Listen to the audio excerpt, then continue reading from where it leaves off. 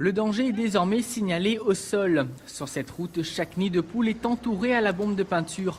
Objectif, les rendre plus visibles pour les deux roues en attendant des réparations. Ce motard circule ici 2 fois par jour. Rouler devient un parcours du combattant. Je vais vous le dire avec des vilains mots, elle est casse-gueule. Pourquoi ? Parce que vous avez des bosses, des nids de poules, des trous.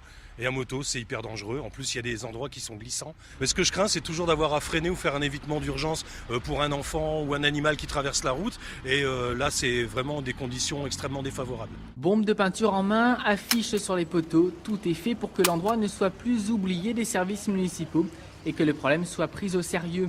Les motards craignent pour leur sécurité et pour cause.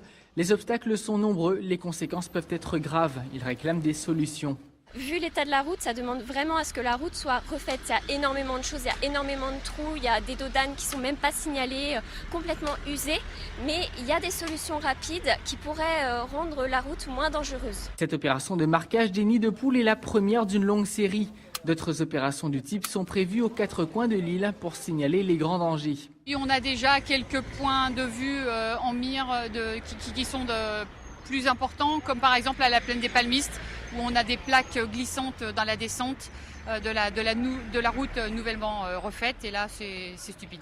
S'ils ne sont qu'une douzaine aujourd'hui à se mobiliser, les motards peuvent compter sur le soutien des automobilistes, qui semblent aussi agacés de l'état de cet axe routier majeur permettant d'accéder au radier du Waquis.